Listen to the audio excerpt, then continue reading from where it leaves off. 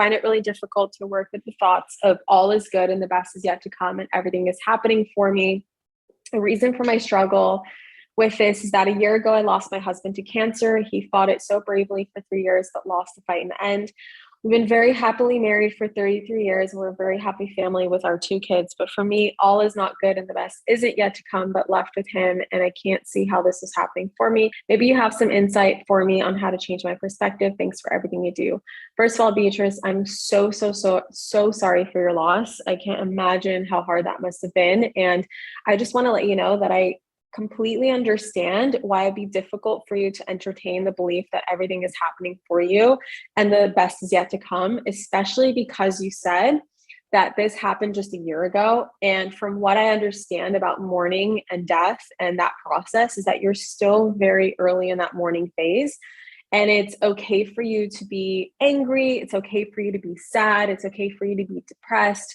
It's okay for you to kind of be in that victimhood. And I'm not calling you a victim. I'm just like, it's okay to be in that like, woe is me. And, everything is happening to me. It's okay to feel that. And I just want to say that that's completely valid.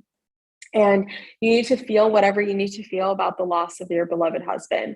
And over time and over healing, as you mourn and as you process and be with your feelings, what will happen eventually is that you'll come to some sort of an awakening or some sort of an awareness where you can actually look back at your relationship with him and especially the loss of that relationship and experience or have some sort of insight, have some sort of a profound learning behind why he had to go so early. Because before we incarnate, we decide when we're going to be born and when we're going to pass and the relationships that we have and for how long and all of these big life things.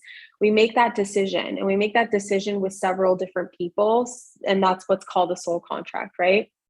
So you don't know that now, but at some point you will know, at least very certain that you're going to know when it's time for you to go, but hopefully you have that experience beforehand, right? And I have a huge, I just know that you will, why the relationship had to end in the 3D and why it could only continue in the astral realms.